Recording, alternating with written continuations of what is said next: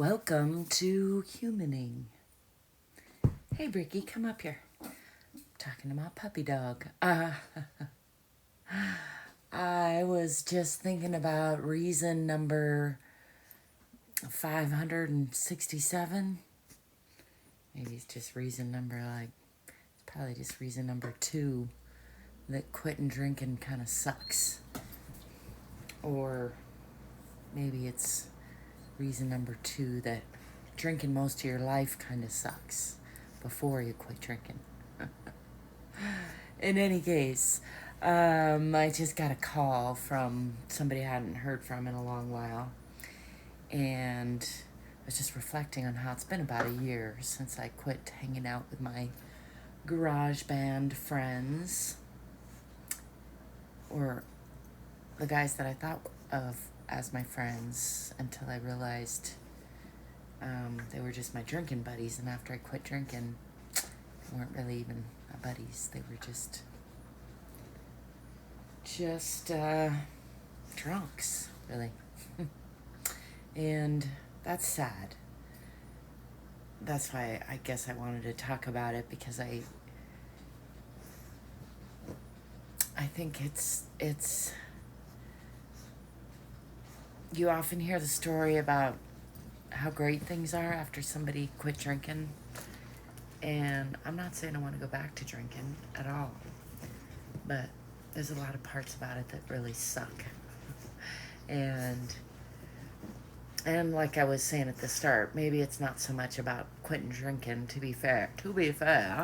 It's more about having spent such a large portion of my life forming relationships that revolved around drinking, such that when I quit that, I don't really have any relationships left that don't revolve around drinking and smoking and having, relatively dysfunctional relationships and relations.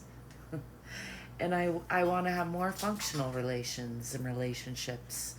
And a few times in my life, I have felt like I have had that to a degree, and then more often than not, I may be exaggerating there, I don't know.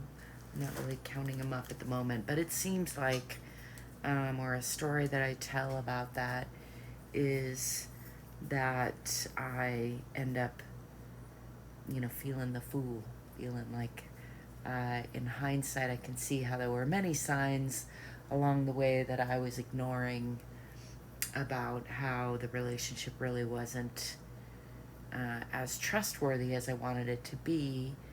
And so feeling blindsided by feeling betrayed is this common pattern that I've created for myself, or that I used to create for myself fairly often.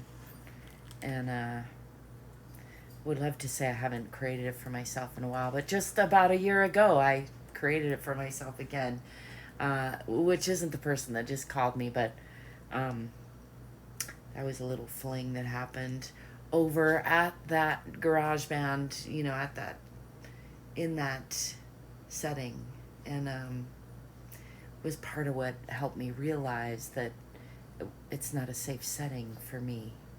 It never was a safe setting, but when I was drinking a lot, I was able to override that awareness of things not being safe for me or not being good for me.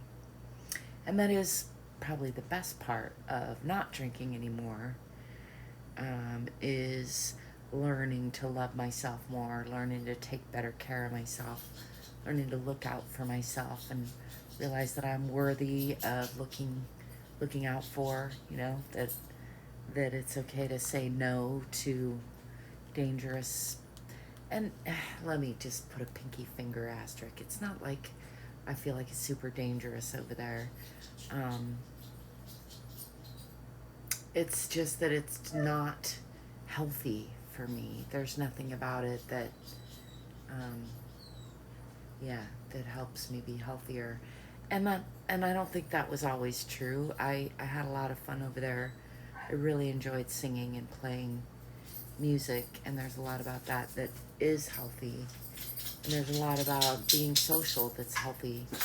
There's a lot about sitting around the fire with your friends and even getting drunk that's healthy. I just, yeah, for me it became unhealthy. And it's been really hard to realize that I was betraying myself for a really long time. And so that's how it's dangerous. It's not dangerous because of someone else. It's dangerous because I am prone to betraying myself in settings like that. And I am trying to learn to do better. There you have it, a little bit of late night humaning. I'm going to get to bed. My dogs played in the mud today, so this puppy dog is real dirty down there. That's okay. He's dried off. He's a sweetheart. And we're going to catch some Z's. I hope you're getting some on ya, whatever else you're into. Thanks for being you. Thanks for letting me be me. Thanks if you like and subscribe. Ciao for now. Peace.